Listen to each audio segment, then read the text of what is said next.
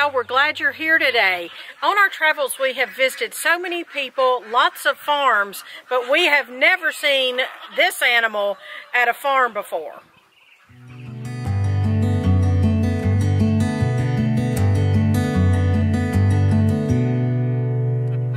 All right, well, thanks for joining us today. I'm Miss Katie with Heritage Ways, where we honor home, celebrate heritage, and spread hope. And today, we're doing all those things with our friends at Daddy Kirbs Farm. Sure. I'm Daddy Kirbs. This is Mama Kirbs.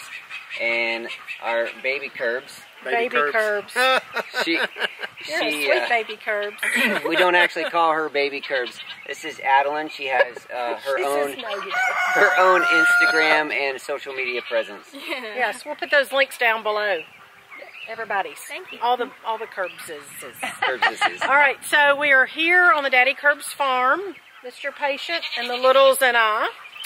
And I think y'all have been doing a little bit of work. Yep. I don't know. You claim to have done some work lately, past few days on the farm. Mr. Patient has been extremely helpful here on the farm, getting lots of those projects done that have been on the list but bumped to the bottom of the priority list for years. So thank you so much for that. It's good to get those odd jobs done, isn't it? So, It's been such a blessing. Oh, good. I'm glad. I'm glad. Well, thanks for letting me come. I appreciate it. We've enjoyed My pleasure. So what we do is we travel around the nation at this point in our lives and trying to seek ways to serve and encourage folks, and also meet our social media friends. And when I say that, I mean friends we've met through Instagram and YouTube. Honoring home and celebrating heritage and spreading hope. These folks do that. We were drawn to you and your message when we first met you last year. I was probably wearing this shirt, and they read the message on the shirt. Yeah, everyone has a story and every story counts, because that's us too. That's kind of the same thing we do. That's us too. We believe in showing grace, listening to people's stories, and we feel like, I feel like by doing so, we can have a more cohesive community and even world peace. Sure. You know, honestly, and when we start listening to each other. Well, today we want to give y'all a little tour of their animal stock. We thought it'd be fun because one of our children has taken up with, I'm going to let you tell in a minute what she's enjoyed doing, because Adeline has been great to help little Miss Homemaker learn about the horses. And so, I love the Silkies. We call her Crazy Hair because she kind of has crazy hair. Got a bouffant going. But I love the Silkies. This is one of my oldest, and she's one of my favorites. But this is a Silkie. We have regular egg, the bigger chickens for eggs, and then the Silkies are basically, they have eggs too, but they're kind of my enjoyment. See the fluff balls all around the farm. The cotton balls walking around. Yes. Okay, awesome. So we have the Silkies, and we have a mixed flocks. You know, Ducks and chickens, so it's mixed different breeds. She can share with you all the different breeds that we have, but it's, as far as poultry, it's ducks and chickens. I have 2 horses. I have a quarter horse, which is Maggie, and I have a grade horse, which is a fancy word for a mutt. That's Teo. Did you say a mutt? Yeah, wait, that was new to both of us. A grade horse, is that what you said? Yeah. G-R-A-D-E or G-R-A-Y? I don't know. Like gray is in the color. Okay, I've never heard that. I think it's grade, G-R-A-D-E. Okay, that's new to me. I didn't know that. But I'm no expert. Because it's a mutt. Okay, I just learned something. I've only heard dogs referred to as mutts. Yeah, that's why you call them grade. Okay, all right, okay. Yeah, that's a new term for us. So you have taught little Miss Homemaker to rod, and she is leading Maggie right now. Somewhere. Yeah, she's been taking up horses great. She natural with the horses. She's firm but gentle. Good. She loves them. The biggest thing is she's confident, and my horses feed off of that. Okay. Little Miss Homemaker's definitely confident in life. That's going to serve her well. Oh yeah. What else do you have? You have a goat. We have a goat. You have one goat, which is just it's your pet. Yeah. We got the 1 rabbit. We have 5 box turtles. Okay. We have, it feels like a lot but when you just say chickens and ducks, it doesn't feel like a lot. Right. Because that's what most of our stuff is. And then we've got the dogs and the cats and some fish and. Oh, but the chicken and ducks look actually here. produce for your farm. Yes, they're the only things that do produce. Look at there she is. Come here. All right, Little Miss Homemaker, we're talking about their animals that they have. Tell us what you've enjoyed here. This is Maggie, and she's a really great horse. What have you been doing with her? Well, I rode her, and right now I'm just walking her. And she likes to eat. Well, don't we all? Yeah. She's given her 2 baths. Oh, wow. Adeline says that you're really good with horses. So I know you've enjoyed this. And what did you do for the first time in Texas? Not here at their house, because that was the second time. But what have you done for the first time in Texas? Ride a horse. Ride a horse. You've loved that, haven't you? Yes. Awesome.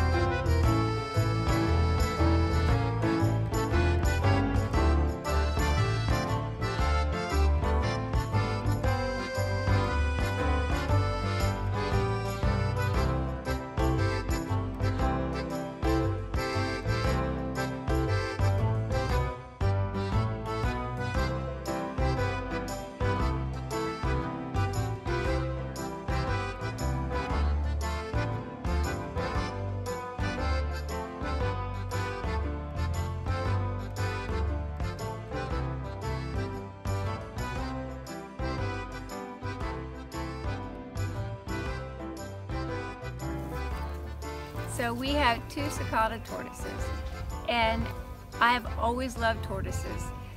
I just love them. And so a couple years ago, I think it's been about 5 years ago, my oldest son showed up at the house one morning at 6 o'clock in the morning. He lives in Florida, and his friend was breeding cicada tortoises, and they got out of the business, and they had this one special tortoise named Jack Jack. And so my son put him in the truck and drove him all the way here all through the night and brought me my very first cicada tortoise. And he's about this big. So I've had him for 5 years. And then a year later, a friend of mine said, hey, I have a friend and their dog has chewed up their tortoise and she needs to rehome the tortoise. Will you take him? And I said, sure. And he is really friendly. He likes to have his neck scratched, and he is just the friendliest tortoise you've ever met. And he is 20 and Jack Jack is 15. And the only reason I have them is because I love them and I find them fascinating, and I even find them cute. So I sit out in the yard and enjoy watching them walk around. So where do they stay, and do they ever get out of their pen? They stay in these enclosures because if they can see somewhere, they want to go somewhere. So that's why you can't see through it. But so they live in here, and then I supplement their food. And then when I have time to sit and watch them, because I don't want to lose them, we either pick them up or we open a gate over here and let them out in the yard for a couple hours to graze, because they're grazers. So you have to tortoise sit. Yes. When they're out. Yes.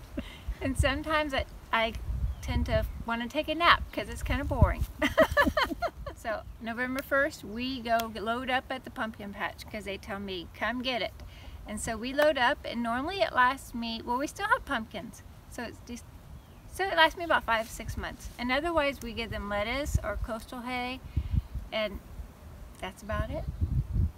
And how long will a tortoise live? What's the life expectancy? If you take care of them and treat them right, 100 years. 100 years. So you put them in your will for your children. So I have some grandkids. Yeah, we'll probably have tortoises. The most unusual farm animal we've seen on our travels so far, hands down. You win the prize. Oh, thanks.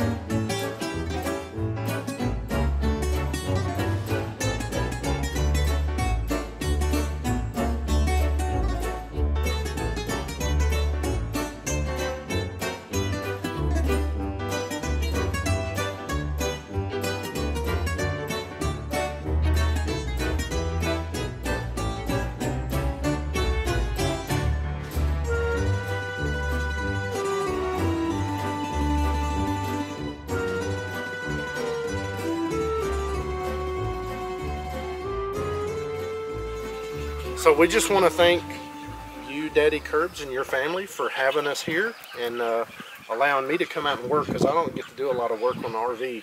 But it's good to be able to come out and do things and get my hands busy. And it made me tired in a good way. So we just want to thank you for letting me come out and help you out. And hopefully I was able to do that. Oh, you absolutely were a major help. Those projects that we got done, like I said, they were so far low on the priority list that they probably never would have gotten done. So now they're done, they're marked off, and it's a huge blessing because not only were they, you know, they were difficult to get to, but they really were important jobs. Well, sure. A lot of it was just like predator proofing the chicken yard and the chicken coop. You guys, you spending. One of the great things about Mr. Patient is that he's not just willing to help, but he knows how to do these things. I was able to say, this is the vision, and pretty much he took the tools, the materials, and ran with it. Didn't need a lot of direction, so thank you very much for that. Well, thanks for having us. And hey, we want to say bye to you guys. And if you're not subscribed, make sure you go down and subscribe. And hey, subscribe to Daddy Kirbs. He's got a channel out there as well. And don't forget to hit the notification button after you subscribe on both channels. The notification bell is important. You may not think so, but YouTube doesn't push to people who don't do it. And you don't want to miss a single thing from Heritage Ways. So or Daddy Kirbs. That too if you want. See y'all later. Thanks you. We'll talk to you soon.